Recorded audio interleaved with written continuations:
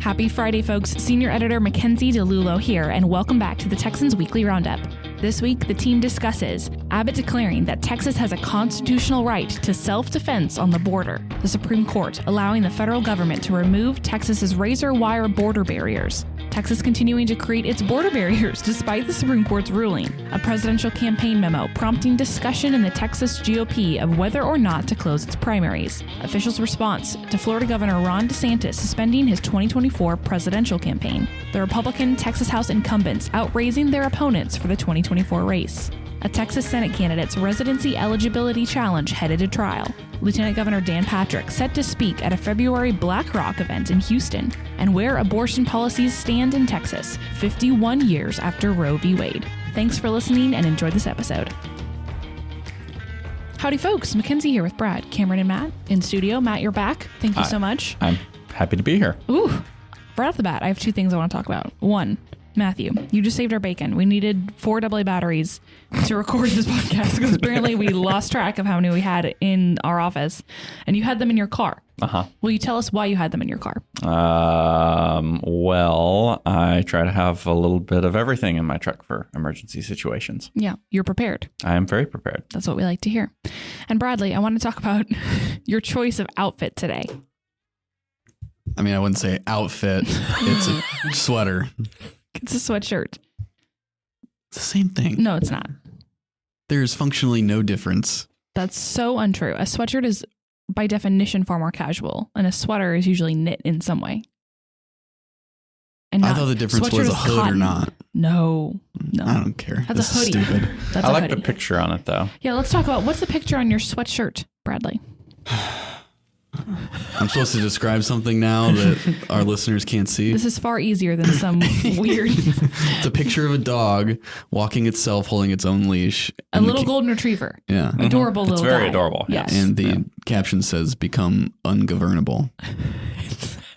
I love it. It's so good. You freak out every time you look at it. It's a very Brad shirt. What can I say? But it's also, it's so good. Who gave it? Your brother gave it to you? My brother gave it to me for Christmas. Yes. It's just a phenomenal gift. Everyone volume down. Myself included. But no, it made my day. Thank you for wearing it. You're welcome, I guess. Cameron, how are you today? I'm great. Good. I don't have such a cool sweater. Wait, sweatshirt. Yeah. This is a sweatshirt. That's a sweatshirt. Yes. Okay. I would say. And that's a sweatshirt. Yeah, exactly. Yeah. But no, I'm doing good. Yeah, it's been a crazy week. Yeah. Lots of stuff going on. Yeah, lots of stuff going on in the Texan. Exciting stuff. But since you did not get to start off with some funny anecdote, we're going to start you off with a story. Okay, let's do it. Yeah. Let's talk about the border. The battle between Texas and the federal government has definitely heated up to even hotter than it was before, if it could have been. Right. With the governor stating that the federal government has broken the compact between the U.S. and the states. Give us the rundown. Yeah, this is definitely a escalation in rhetoric, at least, from Abbott, because he issued this letter, this statement, where he directly says, like you mentioned, that the federal government has broken this compact between the states and the federal government. And in the statement as well, Abbott talks about that the executive branch of the United States has a constitutional duty to enforce federal laws protecting states, including immigration laws on the books right now. And the governor, he mentions that we're experiencing an all-time record of encounters at the border. In December alone, last year, over 300,000 encounters. And Abbott is not scared to, it seems, to go after the federal government. He had called the Homeland Security Secretary, Mayorkas, he called him pathetic when he had listed climate change as one of the reasons that has spurred this mass immigration to the United States. So this is just another level, though, this recent statement, because he actually listed 3 reasons for issuing this new letter. And he has said that President Biden has violated his oath to faithfully execute immigration laws. He says Biden has instructed his agencies to ignore federal statutes that mandate the detention of illegal immigrants. And he also mentions the wasting of taxpayer dollars to tear open Texas's border security infrastructure. And the statement really comes on the heels of something that happened, was it on Monday? There was a SCOTUS, we wouldn't call it a decision. What would be the legal? It was an order. It was an order. So this order that would allow the federal government to remove razor wire from the border. And this razor wire and all sorts of barrier systems has been a huge point of controversy between Abbott and the federal government. But what SCOTUS said is federal agents can remove the razor wire. There's nothing preventing Abbott from continuing to construct razor wire barriers. So that's an important distinction in a lot of the discussion that we've been seeing online with this SCOTUS order. So for all of our listeners right now, we're monitoring all of the discussion from other red state governors that have said they support Abbott and his decision. And we've actually seen one Texas representative, Joaquin Castro, has called on President Biden to take control of the Texas National Guard if the state continues to defy the Supreme Court ruling that effectively allows them to take down the razor wires at the border. So this is a evolving story. It doesn't seem to be slowing down at any point.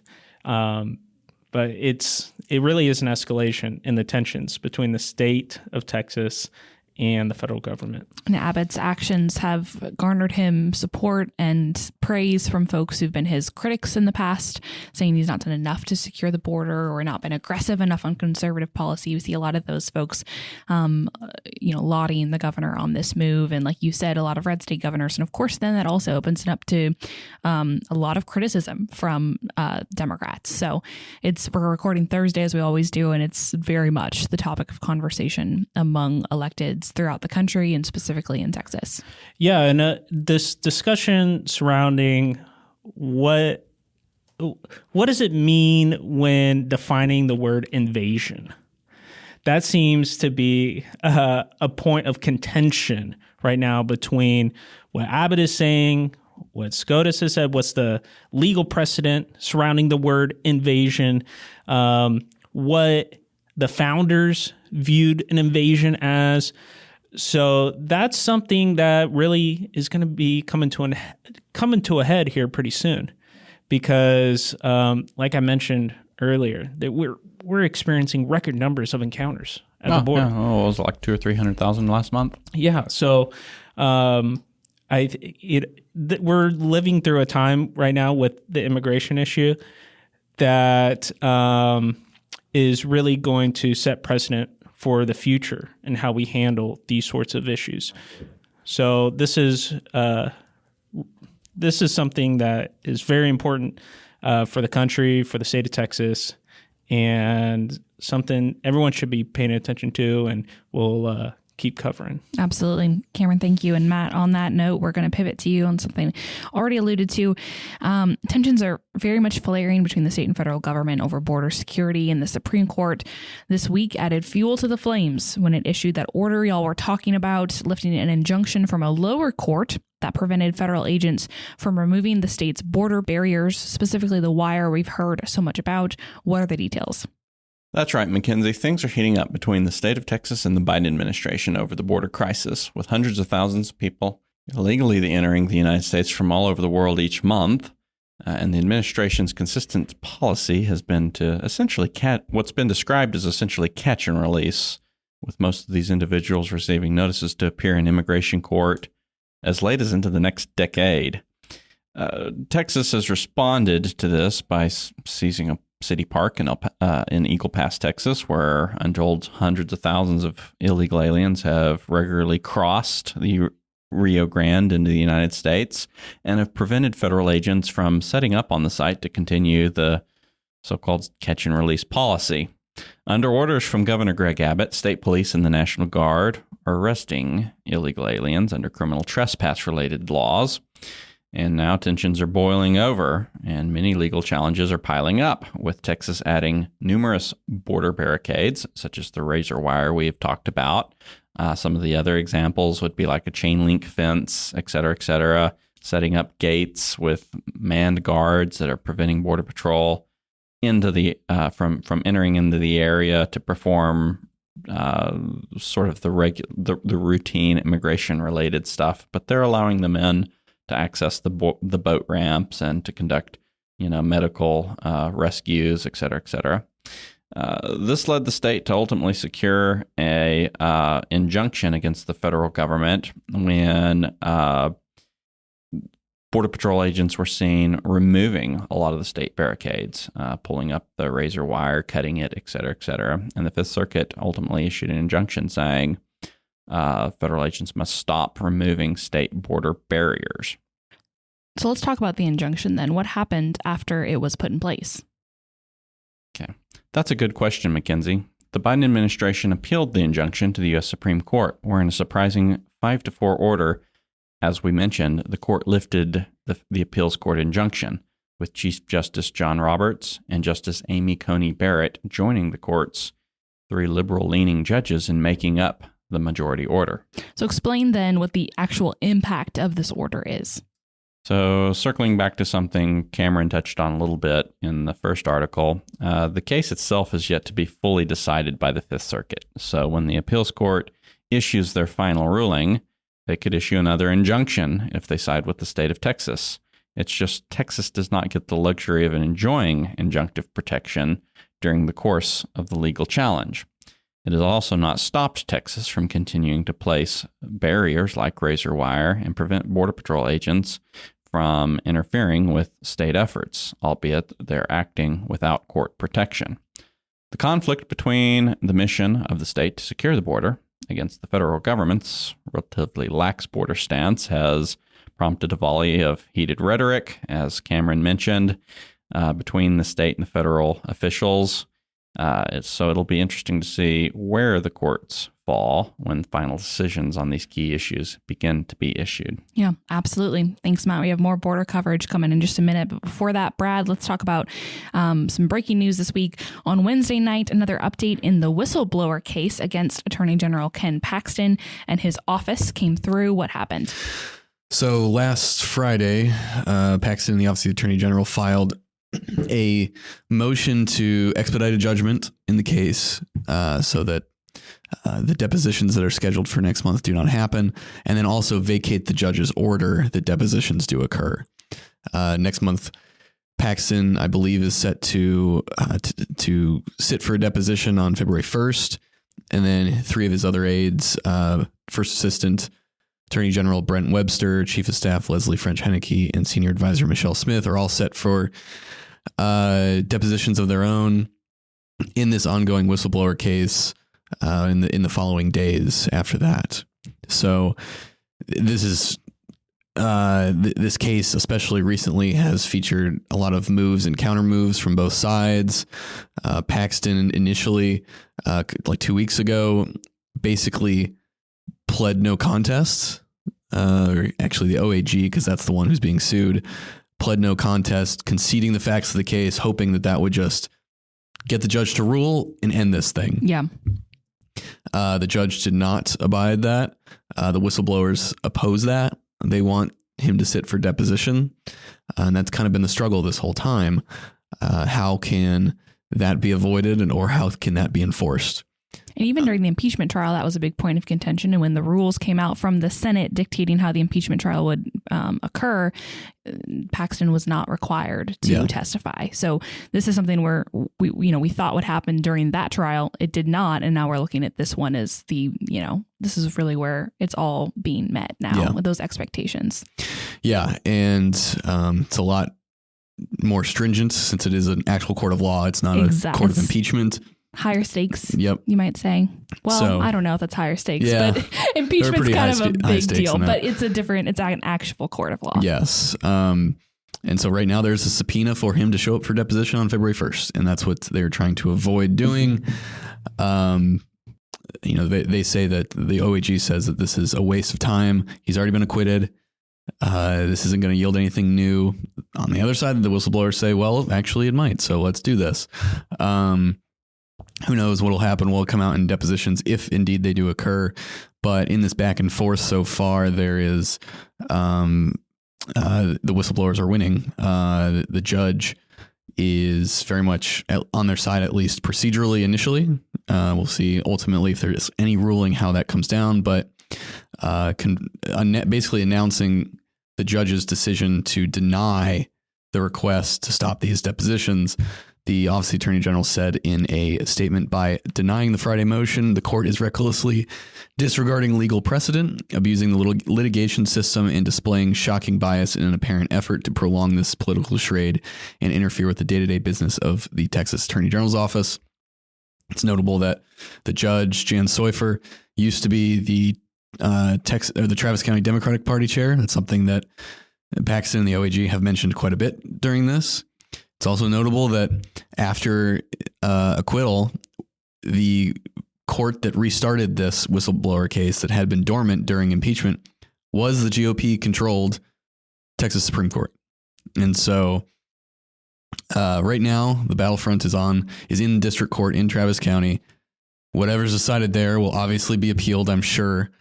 We may eventually have the Texas Supreme Court having to weigh in once and for all on this, but a long way to go, and I'm sure we're going to have a lot more moves and counter moves between the two sides. Absolutely. Definitely something we're keeping around. Thank you, Bradley. Cameron, more border stuff.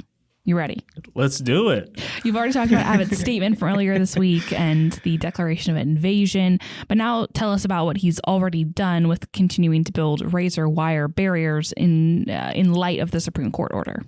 That's exactly right. Because, for people who say things never happen, this is definitely a time where things are happening. Things are happening. I will say, to peel back our curtain, we have a Things Are Happening channel. Like, that's literally a channel in Slack. It's Things Are Happening.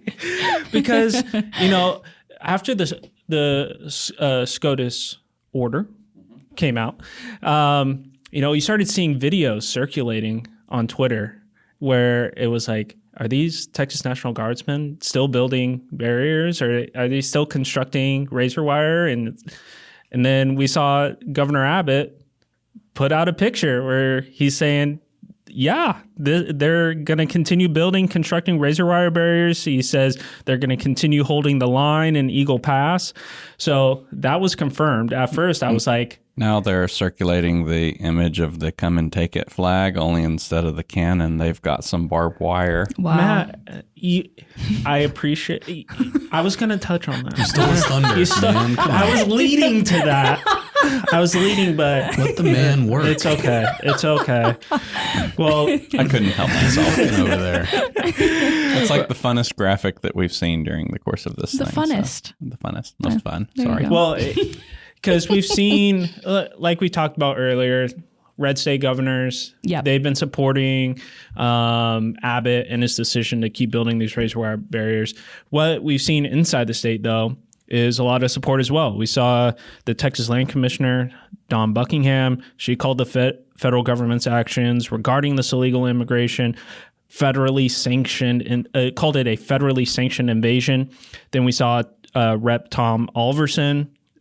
He talked about disobedience is the best way to lead sometimes. We saw Briscoe Cain shared a quote from President Andrew Jackson. And then, like Matt mentioned, we saw the Texas GOP take they restated the come and take it moniker and said come and cut it. And I thought that was... Oh, I forgot about that part of it. Yeah. So, like we talked about, this is going to be a long battle between Texas and the federal government. Not going to slow down. It's developing day by day, hour by hour. So we'll keep... Just now seeing a tweet from Idaho Governor Brad Little saying The lawless southern border threatens the lives of all Americans, including Idahoans. I didn't know that's how you call that. Idaho is proud to support Governor Greg Abbott's efforts to secure the border, fight fentanyl, and combat human trafficking. Yeah, we got to get a tally up on who all has come out for this and how many states how many states leaders have backed Abbott in this. It's fascinating. Yeah, and who knows what's going to happen with all this. It seems like lines are being drawn right now, so we'll see. Absolutely. Cameron, thank you. Bradley, coming to you. The debate within GOP circles to close its primary has revved up this week. Nikki Haley is at the forefront of that, if you can believe it. What happened? An internal memo from the Nikki Haley campaign sparked more debate on the question of closing Texas's GOP primary. The memo theorized that because many of the upcoming presidential primaries are in states that have open or semi-open primaries, those that more than just registered as Republicans can vote in, Haley can outperform her current expectations due to a boom from independents, usually soft Democratic voters. What is a soft Democratic voter? Someone who probably has a Democratic voting history, but also maybe either flips to the Republican side here or there, or also votes independent. It's not someone that would be considered part of the Democratic base. Or maybe doesn't show up to every primary. Yeah, those kinds of things. So this sparked a response from Texas GOP Chair Matt Rinaldi, who said, quote, "This is a very obvious call for Democrat crossover voting in the Republican primary, which we know already happens in Texas on a large scale. The Texas GOP must prioritize closed primaries." Rinaldi and the Republican Party of Texas have been angling for closure of the primary ever since lawmakers tried to shove in a provision back in 2021 into a bill requiring the party chair and SREC members, State Republican Executive Committee, to be elected on the primary ballot rather than appointed at convention. They view that as an infringement on their ability to run the party as they see fit. That then caused at the 2022 convention the Texas GOP Rules Committee to strip every explicit mention of election code in their rules. And the attempt there is to set the basis for closing a primary by untying the GOP rules explicitly from the election code. Now, there's debate on whether that matters at all. I'm sure if we ever get to this point, this will be litigated in court. Is the party itself subservient to election code? Notably, they kept all the requirements that are stated in code, but just remove the references to code. So the theory for them is we're still adhering to code, but the legislature does not have control over how we run our business. And so it's kind of been a bit of a dormant issue, and this Haley memo really sparked that up again. And I'm sure it's going to continue. And, in about almost a month, we'll have data showing, is this a thing this year? Is it not? Are there a lot of Democrats voting in the Republican primary? Yeah, it'll be interesting to see. Let's talk about the data then. What does the current data say about Democrats voting in a GOP primary in Texas? So I got a hold of data from Derek Ryan, a GOP consultant who tracks voter figures each election concerning the 2022 GOP primary. So it breaks down. It's in the piece. You can see it if you want. It's a pie chart of all the voters that voted in that Republican primary, and then it breaks it down further by voter history. 3/4 of that are voters who had only Republican primary voter histories and no history of voting in Democratic primaries. And that amounts to, there were about 1.9 million voters in that 22 GOP primary. That category amounts to 1.4 million people. Of the other 25%, nearly 2/3 had only general election voting histories. They'd never voted in a primary before. Broadly speaking, those are independents, right? They don't consider themselves part of either party, and so they just vote in the general. Broken down further, around 80,000 voters had mixed histories between the two parties, and only 2.6%, which is 50,000-ish people of the entire 1.9 million voters in that 22 GOP primary had solely Democratic voting histories. That's a small number, There were a couple other categories that had mixed voter histories.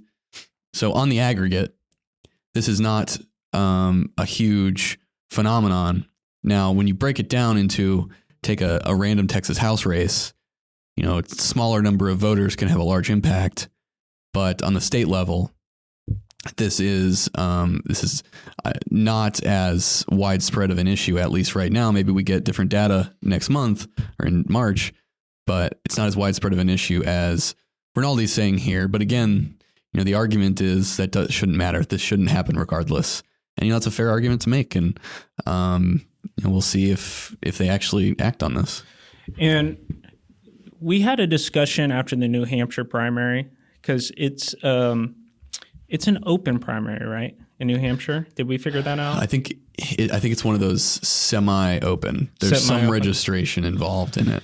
Because I've been seeing a lot of the discussion you're talking about, open versus closed primary. And I sent you something. This is what sparked a conversation in the office is in New Hampshire, I came across a CNN exit poll that showed Trump voters in New Hampshire, 70% of them were registered Republicans, 27% were registered undeclared. But for Haley voters, 70% were registered undeclared. So it was inverse. 27% were registered Republicans. So this discussion about open versus closed, we're seeing something similar happening in New Hampshire. So it seems so, I don't know if this is a more recent phenomenon where Haley is attempting to recruit Republicans to vote in these primary elections, Republican primaries that are open. Mm-hmm. I don't know if this is a new phenomenon that's happening, but it's definitely something interesting. It's definitely not new, but it is, I'd say, more politically relevant at the moment, especially because of the presidential race and because, like this memo shows, Haley is actively marketing herself towards those independents and soft Ds to cross over. Which politically can be very treacherous for a Republican running in a primary. Right. If you're advertising that you want the support of Democrats or independents in a Republican primary, especially in the Trump era, that can be a very politically dangerous thing to do. Now, of course, she is the anti-Trump candidate, so that's part of the appeal there as well. So it's more complex than that, but it's not an easy thing to do. Well, and the most notable example of crossover voting came in 2008 in the Democratic primary for president in Operation Chaos when Rush Limbaugh encouraged Republicans to cross over. I think this might have been just Indiana, but if not, that was the epicenter of it. Republicans cross over and vote for Hillary Clinton against Barack Obama. And I'm not sure the effect it had, but it was like a big thing. And, you see Shelley Luther comes to mind, I think. You see Republican candidates, they get attacked for having a Democratic voter history. And it was the 2008 election that they were participating in Operation Chaos. Interesting. If I remember, Shelley Luther was criticized on that back when she was running for state Senate. Yeah. But there have been others as well that have that. And so that's another landmine that they don't want to step on. When I think of this issue, I actually think of it in the context of more local races, because that's actually where I've seen more apparent cases of it going on. Like I can think of one instance during the midterms recently in one West Texas county. The local Democratic Party put an ad in the newspaper urging all the local Democrats to actually vote in the Republican primary in order to help the incumbent Republican county judge out against his Republican opponent in the primary. I mean, it was a paid political ad by the Democratic Party, literally like saying vote in this other party's primary. Yeah. And so I've seen examples like that in local races, just because the primaries usually determine who these local officials are, and it's for a lot of people in communities, these local offices are more important than all the fancy stuff going on up at the state and national level. And there's more interest in impacting those local races, and you can impact those local races. So, and I mean, I could probably ramble off half a dozen examples like that I've seen in recent years. Yeah. Well, absolutely. the arguments for and against this, on the one side, like I said, those who think it shouldn't be the case at all. They say that pushing to close the GOP primary, that any amount of Democratic influence in their primary is undue and has an erosive effect on the party's ability to choose its own nominee for each office. Fair argument. On the other side, though, it's what you were talking about. Those within, they say that, allowing more than just registered Republicans to vote will grow the party's voter base, but also allow those who are, in heavy partisan districts one way or the other, but are in the minority party, in effect on who it is that's going to actually be their representative, because in a lot of these places, the primary is basically the general election. And so, if you look at our Texas Partisan Index, a very small number of congressional districts are within 60 or below 60% in their partisan rating either way. Similar for the state Senate. In the Texas House, there's more that fall under that 60% threshold. But basically, once you hit 60, there's virtually no shot of the minority party candidate winning. And so even when you're above 55%, that gets pretty difficult. So that's the argument there. And, take this election for HC2 that's next week. It's like R80 or something. Yeah. Democrats, the only way that they can affect who's representing them, because these representatives represent the entire district, is by voting in the Democrat or the Republican primary when we have the primary election in March. So those are the arguments. It's an interesting debate. I don't know the two sides will ever come to a resolution on it. It's just going to be which one acts on it first. And, Rinaldi seems to be pretty intent on doing so. And one more note on this. I think it's easier, again, for local races to be affected by this. One, because in order to participate in a Republican primary, a Democratic voter would have to forego their opportunity to vote in the Democrat primary. So that is not something that maybe it's something that works locally. If you're in an 80% Republican district and you don't have the option of voting for somebody in your party that you think would represent your values, who has a viable chance of winning, and it might be worth it to cross over.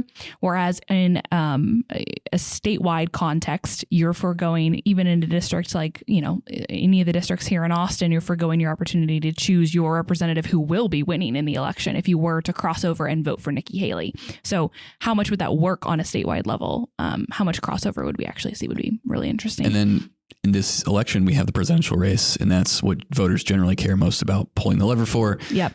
And there is more infighting in the Republican primary this year, as is typical in some ways, but the Democrat primary in the last couple cycles has been very contentious as well, particularly in border communities. So, but Biden has his primary opponent, and it was a fairly close race in New Hampshire.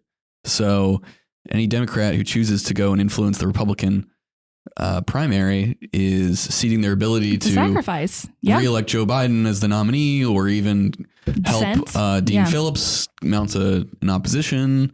That's the calculus that's got to be made when these decisions are made. Again, why it works better on a local level, and where the jury is out on how it will affect a statewide. Bradley, thank you. Cameron, let's stick with some presidential news here. The race for the Republican nomination for president has one less name on the list, as Florida Governor Ron DeSantis has announced his suspension of his campaign. He garnered a lot of support from Texas politicians. Tell us a little bit about the reaction. Yeah, so he finished second in the Republican Iowa caucus with just over 21% of the vote. And shortly after that, he decided he would suspend his campaign. And what's interesting about the DeSantis campaign is he really seemed like he was going to be the front runner early on. I came across one poll from December 2022 where 56% of GOP voters and independents preferred him to Trump. And another poll showed DeSantis would beat Biden in a head-to-head matchup. So there was a lot of support for DeSantis coming into things, but it didn't really quite work out that way. His kickoff for his campaign sort of set the whole tone for his run, because if our listeners remember, he decided he was going to use a Twitter space to launch his campaign. And this Twitter space was hyped up. It was going to be hosted by Elon Musk. And there was hundreds of thousands of people that were tuned into this thing. But what ended up happening is this Twitter space was plagued with all sorts of issues, audio issues, cutting in and out, connection issues. So didn't really work that great. But he was great at fundraising. He raised a ton of money between himself and his Never Back Down PAC that was supporting him. But I came across something interesting is in Newsweek, they did a calculation based upon how much he raised in his campaign and the super PAC. And according to Newsweek, they spent at least $2,263 per vote in the Iowa caucus. So that's just a ton of money to eventually then suspend a presidential campaign. But, he had a lot of support here in Texas. Most notably, Chip Roy was someone who was very vocal about his support for DeSantis online, accompanying him to campaign events in Iowa. So that was very interesting to see the support from Texas politicians for DeSantis. But now that he suspended his campaign, like we talked a little bit earlier, it's Trump and Haley now. And even though Trump continues to win, Haley appears to be the favorite with a lot of the donor class. She's been getting a lot of endorsements from some big figures in the business community. But if you're looking at polling and you trust the polling, Trump has a commanding lead over Republican voters. And so I believe the next primary we have is South Carolina, which Nikki Haley was a former governor of. So we'll see how she performs there. But again, DeSantis, he was an early favorite. But what's been interesting to see, though, I'll mention, is he did not seem as active on social media as many would have wanted him to be during the campaign. And as soon as he suspended his campaign, it seemed as though he became reinvigorated on social media, posting all sorts of videos like with him and his kids, and he's posting selfie videos talking about Abbott and the border situation. And it's been very interesting seeing that transition from presidential candidate to going back to being just Florida's governor. And his engagement with the public has shifted drastically on social media. And I know for a fact that at least me, it's been one thing was the personability of DeSantis didn't seem to connect during the campaign. And now I'm like, who's this guy? Yeah, that's what a lot of people seem to agree. So just that transition's been interesting. I don't know if that's an effect of stepping away from the campaign. People were giving him advice on how to present yourself. And now that he's sort of on his own, he can sort of be more himself. But I just think that's something to know. It's been interesting to see. Yeah, the transition, certainly. Cameron, thank you so much. Bradley, you wrote a piece on the fundraising in the 16 races that feature House Republicans seeking re-election who voted against the school choice measure last November, touted and supported by the governor. Give us a preview of those numbers. So there were 21 House members who voted for the Rainey Amendment. We talked about that a lot. Of those, only 16 are seeking re-election. I have a chart in this piece that goes through each of those races, notes the incumbents and their challengers, and then the fundraising numbers for the most recent filing. So, if you want to see the whole thing, check that out. I'll give you a couple top lines. Something notable that I thought it was interesting in House District 11 in East Texas, incumbent Travis Clardy, who is backed by Paxton, but not Abbott, he raised $134,000. Joanne Schaffner, who it seems is one of the couple challengers that posted the biggest numbers of this list. She's endorsed by Abbott. She pulled in $112,000, so fairly close for what we normally see are these massive chasms between the money the incumbent raised and the challenger. Justin Holland in HD33 up in Rockwall. That's a very notable race. Holland has not been endorsed against by Abbott yet, but he was among the more vocal anti-voucher representatives during that whole debate. And partially probably the reason that Abbott hasn't endorsed against him is because Holland has been very close to Abbott. He served as the inauguration committee chair for the governor. So interesting dynamic there. He pulled in over $400,000, quite a bit. But he faces two challengers. One is the pretty high-profile Katrina Pearson, former Trump spokesman, back during the 2016 campaign. She raised under $50,000. I think if anyone is going to pull in a lot more from the next report from the first one, she's going to be among them because of her profile. But who knows? We'll see. And then you also have Dennis London, who wasn't too far behind Pearson at $36,000. London ran against Holland last time, so he's been on the ballot before. Another one that's quite interesting is HD55 in Temple. I believe that's Bell County. Hope that's right. Hugh Shine, the incumbent, he raised just over $70,000, but he has over $800,000 in the bank. He faces Hillary Hickland, who is among the most notable challenges in that she's been endorsed by pretty much the whole array so far of these top officials that are getting involved: Abbott, Paxton, Cruz, Miller. I would bet you that Dan Patrick is going to jump into that one, but she raised $34,000, and that's not nothing. It's fairly good, but also I bet if anyone's going to get some of that Abbott money, the $6 million, it's going to be her, more than almost any other. So then I think another notable one was Charlie Guerin's race, incumbent, notable because, well, he raised $350,000, but he has over $1 million in the bank. So Jack Reynolds, who raised only a couple thousand, really has an uphill battle there. That one is probably not going to happen, not going to flip for the challenger there, but that is just a lot of money. So you can check out the rest in there. There's a lot of interesting snippets. And I go through the kind of support that the speaker has given to some of these members. So yeah, absolutely. Check it out. Notable to mention as well that fundraising is just one aspect of these primary races. Yeah. And there's a lot more at play.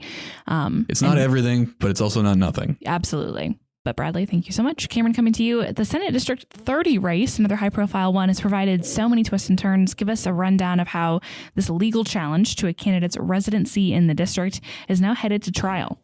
Yeah, this is a crazy story that has not slowed down at all. So just a brief overview of how we got here. Carrie DeMoore is one of the candidates for the open SD30 seat, and she's challenging Brett Hagenbu, his claims that he is a resident of the district. So shortly after Hagenbu, he announced his run. He gained a ton of endorsements. Abbott, Dan Patrick, former Governor Rick Perry, all jumped in supporting him. But some of the other people running against him were saying, hey, he doesn't live in SC30. He lives in SC12. And so we've seen briefs filed with appeals courts. We've seen criminal complaints, but it seems as though DeMoore's challenge is getting the most traction. And this lawsuit she filed, she's essentially challenging to have him removed from the ballot. And so we actually had a hearing that was scheduled a few weeks ago, but that was delayed because of documents that were filed, and the judge wasn't prepared for those. And so it was delayed. Now we have DeMoore's request for an injunction that was denied. Hagenbu's motion to dismiss the case was also denied. And now he go to trial. Is it Hagenbu? Is that how you say it? I believe that's how we settled on. Yeah, I think that is. Yeah. Got it. Because that's been debated in our office. Heavily debated. Is how to pronounce this man's name. Yeah, because it's either Hagenbu, but it ends with a CH. Yeah, Hagenbush has been thrown around. We are open to suggestions, folks, but, this is where we're at. You also spoke, Cameron, to a lawyer on the inside of the case. Tell us about some of the things he had to share with you. Yeah, this was really interesting. So I got on the phone with Jack Stick. He's a lawyer representing Carrie DeMoore in this case. And some of the things he told me, he was very clear that he thinks that Hagenbu has lied and that he looks forward to deposing him, because with this trial, we're going to have Hagenbu give deposition. So that'll be very interesting, because this was another thing that he mentioned is there's been multiple chances for him to explain himself, and he has refused to. And one of the things that I wanted to bring up, because I keep coming back to the endorsements, is Abbott and Dan Patrick and Rick Perry, they're endorsing this guy. Wouldn't they have done their homework if there was any controversy surrounding his residency in the district? Like what's the deal? What's the deal here? Yeah. And so I asked the lawyer, Jack Stick, about that, and he said, I don't know the answer to that, but what I do know is if you ask somebody for their endorsement, you're making certain representations to that person, one of which is that I'm eligible for this job. And Jack Stick told me that these officials, they get hundreds of requests for endorsements over the year, and they don't have time to look into every fine detail of every person. And so sometimes, things might get missed, so, but this will be very interesting because this is a high profile race with a lot of eyes on it. So we don't have a date yet for the trial, but something we'll definitely be following. Certainly. Good perspective there. Interesting perspective there, Cameron. Thank you. Brad, coming to you. Some inside baseball here, but important nonetheless. The Lieutenant Governor is set to appear at an event sponsored by BlackRock next month. Give us the details. So per a drafted agenda that I obtained, Patrick is slated to provide both opening and closing remarks alongside BlackRock CEO Larry Fink at the event next month, titled Texas Power Grid Investment Summit, Unlocking Investment Potential Through Enhanced Grid Reliability. Also set to appear are State Senator Charles Schwartner, the Texas Senate's lead author on its various power grid related bills last session. And then also Electric Reliability Council of Texas, ERCOT CEO Pablo Vegas, and then a few members of Patrick's legislative staff who were involved in all these discussions. It was a shock to see this, given Lieutenant Governor Patrick's past posture towards BlackRock on the ESG issue that I've talked a lot about here. Patrick, though, said of the agenda once it was released, quote, Mr. Fink reached out to me last year to meet. We've had 2 productive and positive meetings to date. He is bringing potential investors to Texas to encourage building natural gas plants we need to strengthen our grid and to highlight the incentive plan we passed in Senate Bill 2627 last year by Senator Schwartner. That is the loan program that was approved by voters on the November ballot. Upon digging into this, I found that Patrick actually alluded to this event in a December interview with CBS up in Dallas. And though he did not name BlackRock explicitly, he said he was convening an event to bring investors to come together and discuss this. And that's what the event is intended to do, get these people with money in a room, talk about what we need to do in order to attract capital towards the construction of new, especially natural gas power plants.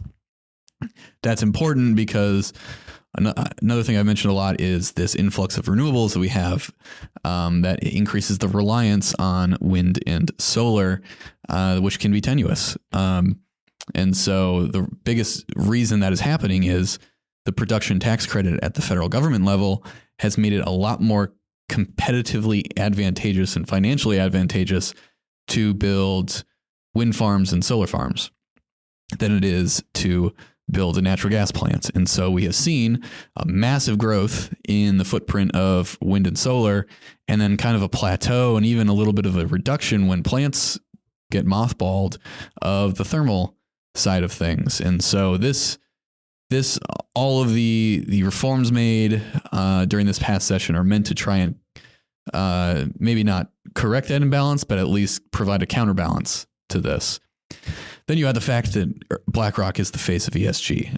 Whether they believe that that's deserved or not is a different story. Larry Fink has done himself no favors in the things he said and touting, especially decarbonization efforts, which obviously in Texas is, not something that people really want to hear, given its massive Texas oil and gas industry footprint.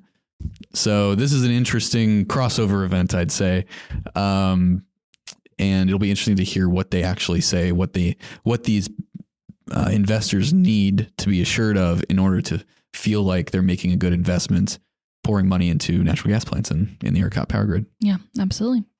Fascinating stuff. Bradley, thank you for covering it. Cameron, gentlemen, we've really had a lot to talk about on this podcast. So we're going to go through this quickly. Cameron, you ready? All right. He's ready. Let's speed run it. Let's do it. We had we wrote about the 51st anniversary of the original Roe v. Wade decision this week. And since then, there has been a lot of legal fallout, a lot of implications. Give us a rundown of your piece and tell us what's happened and where we are now. Yeah. So like you said, there's been a lot of fights over right to life or right to choose, which have sparked battles across the political landscape. The original Roe versus Wade decision came down 7-2, where SCOTUS opinion determined that Texas abortion law, quote, sweeps too broadly. There was many other justifications in their opinion at that time. They also stated that the 14th Amendment, the concept of personal liberty and restrictions upon state action, as we feel it is, or as the district court determined in the 9th Amendment, reserves the rights of the people, is broad enough to encompass a woman's decision whether or not to terminate her pregnancy. So that was the foundation for the original Roe versus Wade decision. Then since that, there was Planned Parenthood versus Casey. Then there was the fact Mississippi passed a law called the Gestational Age Act, where it prompted Jackson Women's Health Organization to sue Thomas Dobbs, the state's health officer, which then gave us the Dobbs v. Jackson decision, which came down in 2022, which overturned both Roe and Casey, which then returned the rights to regulate abortion to the states. And so here in Texas, we've had the Human Life Protection Act in 2021. We've had the Heartbeat Act. And then most recently, we had the controversy over Kate Cox and her alleged need in the courts to procure an abortion as well. And that caused a lot of controversy, and we covered that quite extensively. So in these past 51 years, lots of legal decisions, lots of opinions, and it's really shaped a lot of discussion between the two sides, right to life versus the right for choice. And it's really, I cover this in the piece, I won't do it now, but it's really interesting because it's a lot of moral arguments that come into play in these SCOTUS decisions that I wasn't aware of before covering this. So if anyone's interested in how the Supreme Court at the time was viewing different issues of morality, go check out the piece. I include it. Yeah, absolutely. Great stuff, Cameron. Thank you. Gentlemen, let's talk about tweetery here. Matthew, do you have some fun tweetery or rather a reminder for folks ahead of the primary election? I have some important tweetery ahead of the primary election. According to the Texas Secretary of State, which is the state's official source for election-related information, the final day to register to vote for the upcoming March 5th primary election is February 5th. So if you are not registered to vote, go online to the Texas Secretary of State. You can find all the information that you need right there to find out how to get registered, signed up, make sure your information is updated, current, all that good stuff, so that whenever you head to the polls, all you got to do is show them some ID and go right in there and do the civic duty. That's right. Good reminder. Thank you, Matthew. Bradley, what do you got for us? So this week, I had a meeting with a guy at Philip Morris International. It's just a random thing. PR group asked me to meet with him. So I did, and I get there and I sit down. I have no idea what it is we're talking about. I have no idea what Philip Morris International is. You didn't Google it before you went? I did not. No, I did not. Bradley. I should have, but I did not. Turns out they are the manufacturers of Zyn, the nicotine packet company that is becoming all the rage. And while we were sitting there, lo and behold, Chuck Schumer, Senate Majority Leader, makes a statement about wanting to ban Zyn in the country. And so as I'm sitting there talking about this product, this big news happens. And so when I leave, my entire Twitter feed is full of memes about protecting Zyn against the federal government from, Barstool Bros and those guys. And there are some that are freaking hilarious. And so, like the 300 Spartans protecting against the Persian army, protecting a giant can of Zyn. Has there been a come and take it Zyn? There has been, a lot of that. Oh my gosh. But all I know is Tucker Carlson, he would routinely have Zyn sitting on his desk. Oh my gosh. While he was at Fox News. At Fox? Yeah. Oh my gosh. Yeah, he's a huge Zyn guy. And I heard him say, because, the Zyn stuff, it's nicotine. There's no tobacco or anything. Yeah, so people were asking him about it, and he's like, hey, Zyn is not a sin. Oh my gosh. So I've been using that. That's so funny. So funny. Zyn is not a sin. Yeah. But the combination of this big news breaking and my phone sitting there, obviously listening to me as it does, just destroying my Twitter algorithm. My feed has been nothing but Zyn memes and talking points for the last 48 hours or so. Great. Well, now my iPhone that's sitting here listening to me is going to do the same thing. Yeah. I received a handful of screenshots from Brad with angry expletive written texts saying he's angry about his algorithm currently. I need to correct that somehow. Maybe start talking about Marlboros or something. That way it's cigarettes. Or just like dog videos or something. Yeah, that'd be less funny. Okay, well, there you go. Yeah. Thank you, Bradley. Karen, what do you got for us? Well, something we've covered before is there was a whistleblower that came out and revealed some information about Texas Children's Hospital and the fact that they had continued gender-affirming care despite them signaling they would stop doing that type of procedure and those activities at the hospital. And I came across a tweet from Chip Roy, who was sent some new information based on the Dr.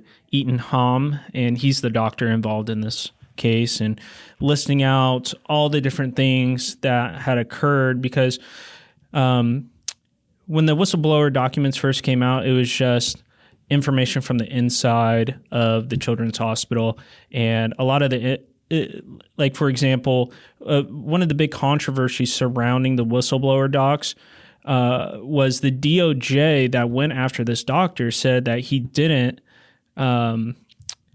make the child's names on the documents blacked out. And so they actually went to his apartment and questioned him about this. Well, in fact, the names were redacted in the documents. And so that, again, what Chip Roy put out is explaining everything in the fallout. Like, for example, the DOJ prosecutor admitted that she had never even reviewed the evidence against this doctor, yet they still went after him. So, again, the weaponization of the judicial system and the federal government against certain individuals who might lean a certain way or reveal certain information. So it's just very interesting to see all this come to light. Yeah, absolutely. Yeah. Well, good stuff, Cameron. Okay, mine real fast before we wrap up and let y'all enjoy the rest of your day. We see some back and forth here after Governor Abbott's big statement.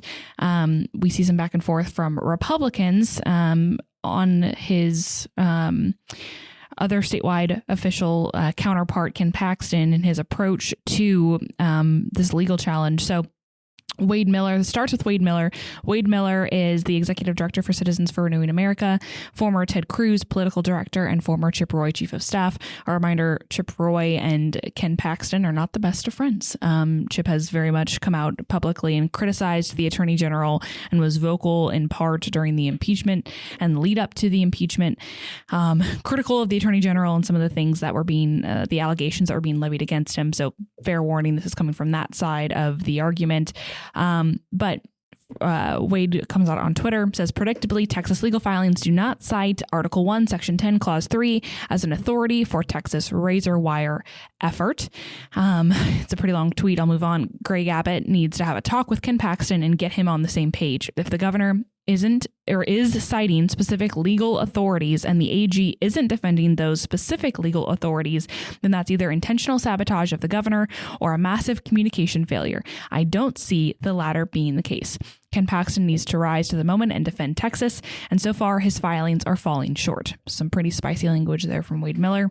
I saw Ken Cuccinelli, the former DHS director under President Trump, also making that observation. Yeah, it's definitely circling Twitter a little bit. They're at the same organization. Then, yeah, that makes a lot of sense then. We see Representative Matt Schaefer, a Republican from Tyler, who is retiring from his position as a House rep, who notably also voted against the articles of impeachment that were presented before the House, saying that procedurally they were not up to par. He quote tweets this tweet from Wade Miller and says, Ken Paxton is not on his A game in court. So interesting there, seeing him, who did vote against the impeachment of the attorney general, but also did endorse a primary challenger of Paxton. So kind of a politically complicated person involved in all of this, Matt Schaefer, but come forward and make that statement. Then later on, or actually that was last night, Wednesday night, this morning, Thursday morning, Ken Paxton tweeted, I stand shoulder to shoulder with Governor Abbott to defend Texas. As your attorney general, I stand ready to bring any legal means necessary to defend Texas. We will push back against this out of control federal government to defend our state sovereignty. So the attorney general definitely making it public that he is supportive of the governor's actions, despite the criticisms being levied his way. Fascinating political stuff. There's some interesting debate about why exactly that hasn't been included. And I was pointed to some previous court rulings that found the issue of what constitutes an invasion as non-justiciable, i.e. something a court cannot determine for whatever reason. But the court also ruled that the governor himself cannot determine that as well. So this is just kind of out in the ether. What exactly is an invasion? What constitutes it? And the court, at least so far, maybe a new challenge fixes this, but a court has avoided making that decision. Absolutely. I think I've seen read somewhere there's a few questions like that are actually legislative questions, and it's simply a question of, is there a legislative will in the legislative branch to declare it as such? And if so, then it is. And there's a few examples like that throughout these. Is that the federal legislature or the state? Well, both. But in this instance, there's in the U.S. Constitution, you have this kind of, you have relevant clause in the U.S. Constitution, but it communicates a power to the states through it. So it's a question of who exercises or invokes that power. And the courts have generally said in some of these instances that, if the political will is there, if they believe that, then so be it. And it's not really a judicial, it's not a question of it's not a case in controversy, so to speak. It is a power the Constitution invests in the legislative body to decide whether or not to invoke. And if you look at the fine language of that Constitution, and I'm not trying to get on my soapbox, but it basically puts it in the legislature, or if the legislature can't be convened, the executive of the state. There you go. So there you go. Interesting. Lots of back and forth. Well, folks, we've only gone a little bit late today, so congrats to us. Congrats to you for making it to the end. We appreciate you listening each and every week, and we will catch you on the next episode. Thank you to everyone for listening. If you enjoy our show, rate and review us on Apple Podcasts, Spotify, or wherever you listen to podcasts. And if you want more of our stories, subscribe to The Texan at thetexan.news. Follow us on social media for the latest in Texas politics, and send any questions for our team to our mailbag by DMing us on Twitter or shooting an email to editor@thetexan.news. We are funded entirely by readers and listeners like you, so thank you again for your support. Tune in next week for another episode of our weekly roundup. God bless you, and God bless Texas.